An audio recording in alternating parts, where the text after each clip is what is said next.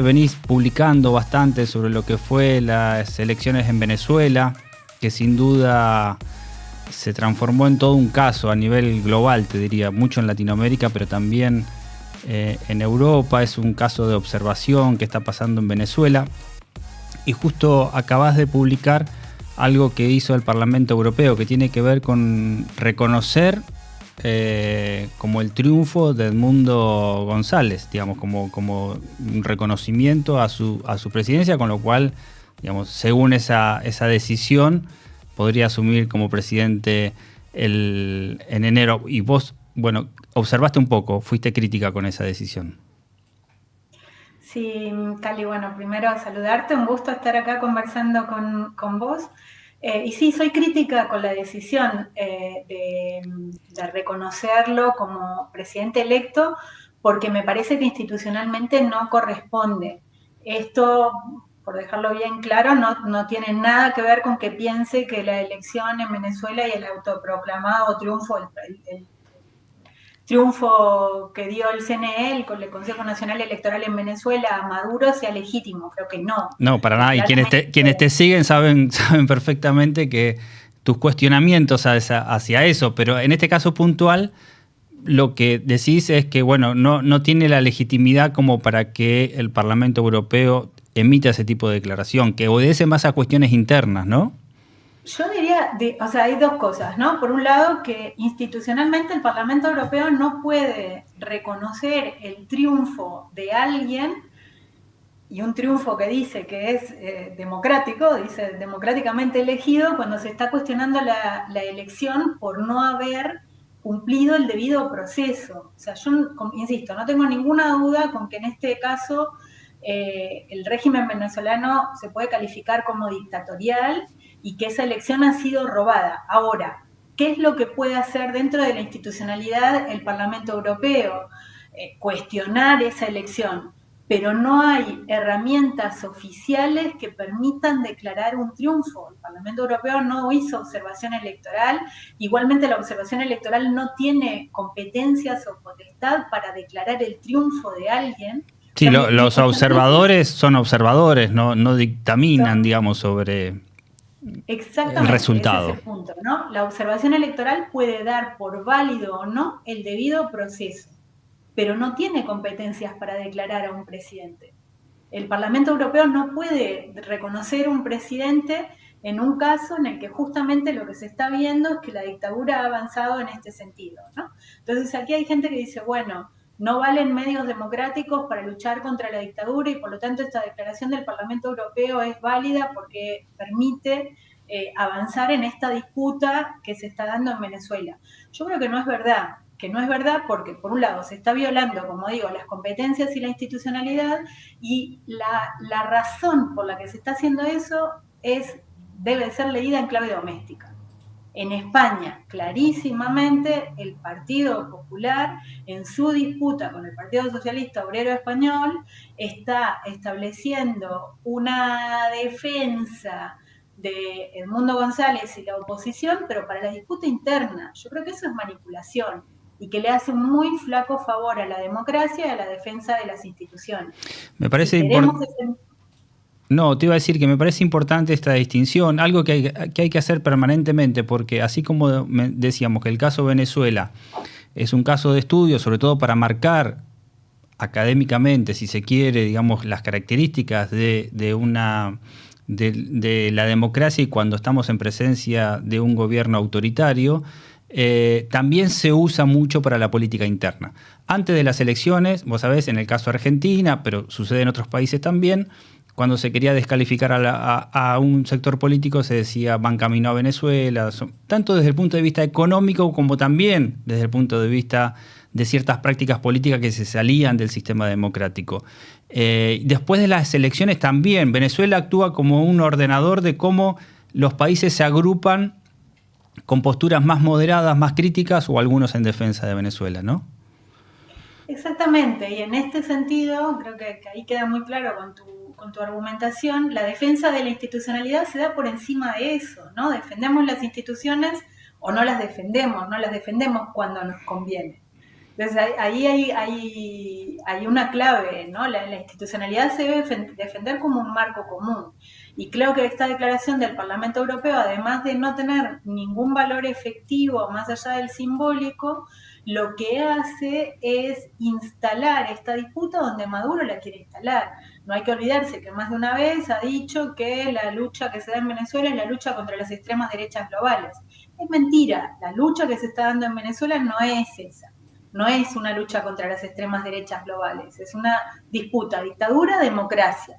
La forma en que el Parlamento Europeo opera, en este caso con una moción aprobada por las fuerzas de la extrema derecha, es justamente legitimar de alguna manera este marco de interpretación que Maduro quiere imponer. Y por eso digo, tanto por razones estrictamente institucionales como también pragmáticas, creo que es una muy mala idea. ¿Y en qué situación estamos hoy en Venezuela? Pasado ya unos meses de las elecciones, de que no el gobierno de Maduro no mostró finalmente los datos, las actas que se reclamaban, sigue ejerciendo el poder, no se sabe qué va a pasar para adelante, o sí, digamos, está firme en su postura de quedarse. ¿En qué situación estamos? Sí, es una situación bastante dramática, diría. Tal como decías y como creo que se ha analizado sobradamente, esa elección fue robada. El Consejo Nacional Electoral no ha podido mostrar actas porque las actas que hay son las que ha mostrado la oposición y por lo tanto no ha conseguido falsificarlas. No hay nada que mostrar porque si las muestra acabaría dando el triunfo. Y lo que muestra de alguna manera, lo que viene a reactivar esta experiencia venezolana nos lleva atrás en las teorías sobre transiciones a la democracia, ¿no? ¿Cuáles son los factores necesarios y suficientes? Está claro que haya oposición interna y movilización es importante, pero no basta, ¿no? Esto es lo que ha puesto sobre la mesa. Yo creo que ha sido un proceso inédito de organización de la oposición, de movilización popular, de hacer campaña en un contexto adverso, de ir generando estrategias para ir paliando los obstáculos ad hoc que constantemente fue poniendo el régimen para impedir que esas elecciones fueran competitivas y justas, ¿no? Pues se bloqueó la candidatura de Corina Machado, después se bloquearon otras Sí, en ese caso te candidaturas. quería preguntar, ¿consideras de parte de la oposición que fue un error en el sentido de legitimar en alguna medida esa elección con la candidatura, estando, como vos bien señalabas recién, la proscripción de Corina Machado y esta candidatura que sale después de Edmundo González? ¿Considerás un error por ahí darle legitimidad a una elección que después, bueno, terminó como terminó, ¿no? No, ¿Sí? para nada considero un error. Al revés, la lectura es como muy positiva de lo conseguido. Nada más que como decía, las teorías de las transiciones ponen sobre la mesa que una variable sola no explica. Tiene que haber otras. Creo que ha sido muy virtuosa la estrategia de la oposición y su capacidad de movilizar. El solo hecho de haber contado con esas actas, casi el 80%, si recuerdo bien, da cuenta de la amplia movilización popular, el apoyo popular conseguido. Lo que pone sobre la mesa es que no basta. Ahora, ¿cuál es la alternativa? Decía, bueno, al participar legitima. Cuando la oposición decidió no participar, como por ejemplo en 2005, fue muchísimo peor. Siempre hay que intentar aprovechar las ventanas de oportunidad. Creo que la oposición lo hizo muy bien en este caso. Lo que pasa también es que, insisto, esto no basta. Entonces hay otras variables, la dimensión internacional pesa, pero tampoco alcanza, no hay ninguna que sola pueda explicar. Y hay una que es la que no se da en Venezuela, que es la división del régimen. O sea, cuando vemos las transiciones en general, quien está en el poder tiene que tener incentivos para querer transitar o tiene que haber rupturas internas. En el caso venezolano son tantos años en el poder, son tantas las acusaciones que pesan sobre los miembros del régimen que no hay nadie que tenga suficientes incentivos para dar un paso hacia una transición, porque son muy corruptos, porque podrían ir presos por violaciones a los derechos humanos, o sea, no se dan esas condiciones.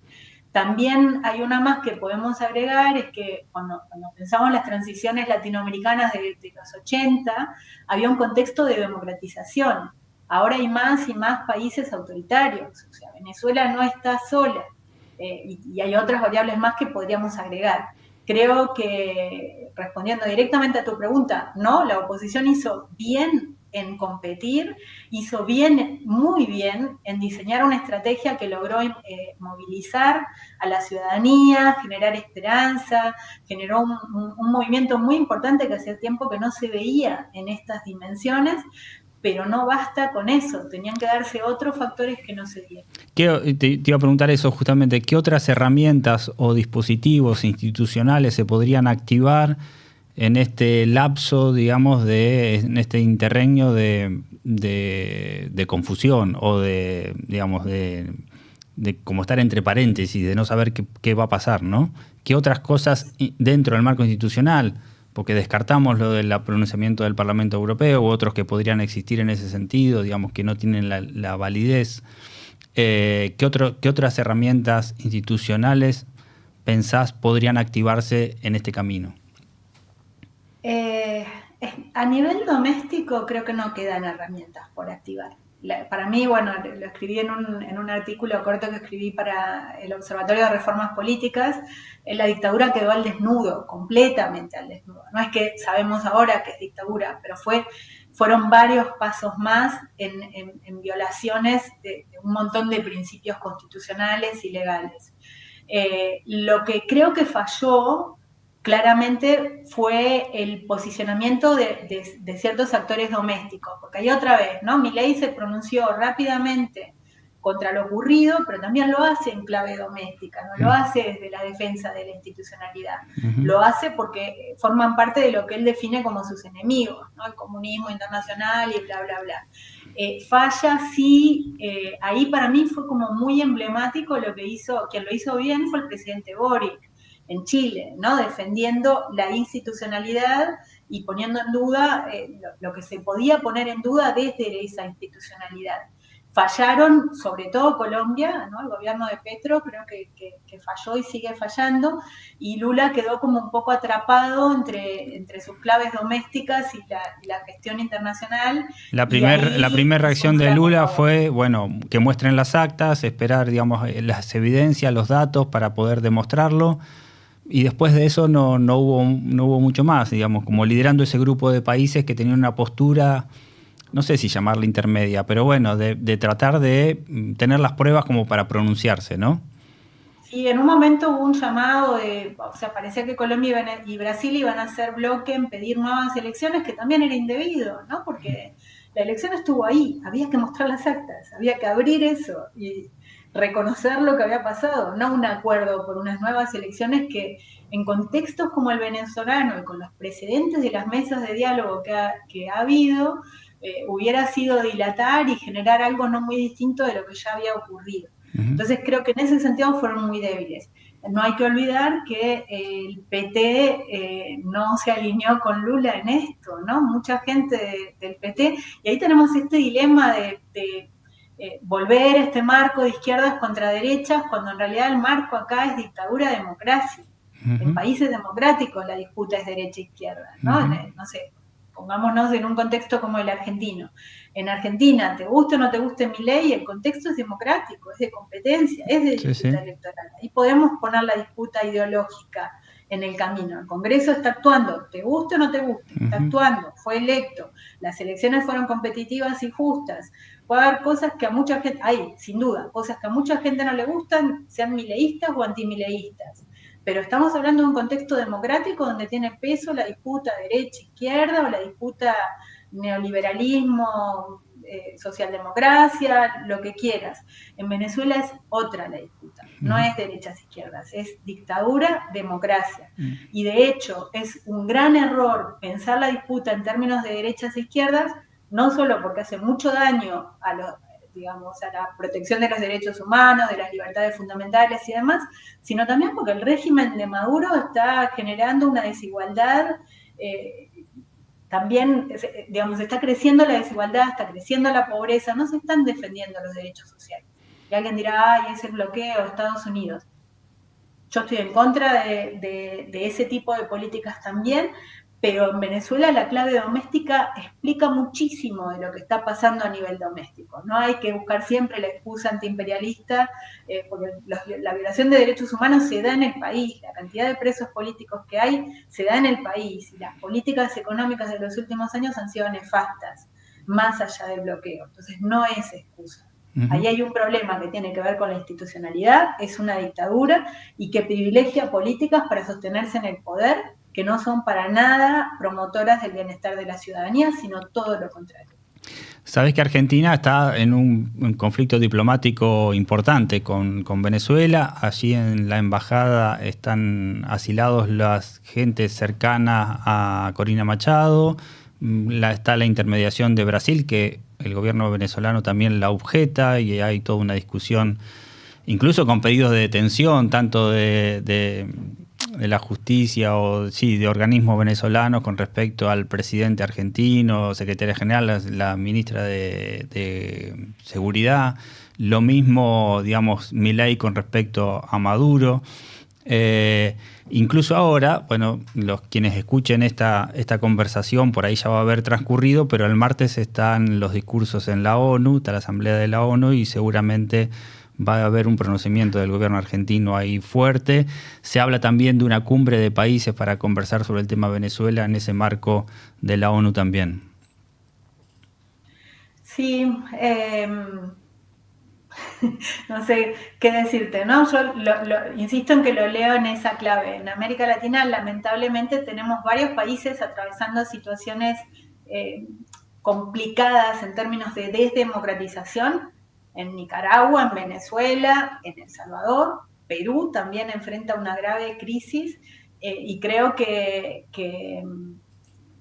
estaría, o sea, es un ideal que se generen mecanismos de apoyo al sostenimiento de la democracia, pero lamentablemente estos mecanismos en este momento, y esto no es nada nuevo tampoco en América Latina, se están usando de vuelta, como en la declaración del Parlamento Europeo, en clave doméstica. Exactamente. O sea, no, y lo que marcabas bien de la derecha, de ponerlo en clave, digamos, de democracia y autoritarismo, porque también, digamos, hay otros casos que podríamos mencionar. Siempre ahí el amigo común Franco de Ledone traza muy bien las diferencias y ha estudiado esto de las derechas, de no meter todo en la misma bolsa, lo que es la derecha extrema, la de la derecha radical y demás, aquellos que sí se salen del sistema democrático. Digamos, Maduro lo usa como una excusa, pero en algunos casos también, digamos, hay que prestar atención a lo que pasa con la derecha radical. Por lo tanto, digamos, no tiene que ver con izquierdas y derechas, sino que tiene que ver con ese peligro, esa situación que Venezuela se toma como caso, pero a nivel global preocupa y mucho, sobre todo a gente que estudia y trabaja desde hace tanto tiempo como vos la democracia, ¿no? Los aspectos de la democracia. sí, sí, es clarísimo, ¿no? Que este debate hay que ponerlo en ese marco, en el marco de, yo digo, bueno, de la democracia, pero a veces ya parece hasta una palabra vacía. La democracia significa pluralismo, libertad de expresión, instituciones de control y contrapeso, significa una legalidad, unas garantías para el ejercicio y la defensa de los derechos. Y eso no va de izquierdas o derechas, ¿no? Como bien decías, Venezuela es un caso que se tiende a escribir en la izquierda, igual que Nicaragua, que a esta altura sería muy cuestionable, la verdad, porque, insisto, la política pública que diseñan promueve desigualdades y pobreza, por lo tanto no está tampoco cuidando el bienestar. Y podemos tener otros casos de la derecha radical, que si bien describe Franco, que se ubican por un lado en las antípodas, pero si lo ponemos en términos de institucionalidad es bastante parecido, ¿no? También ataca la libertad de expresión, ataca las disidencias, cooptan instituciones, y es la misma dinámica, por más que algunos opten por inscribirlos de un lado o del otro.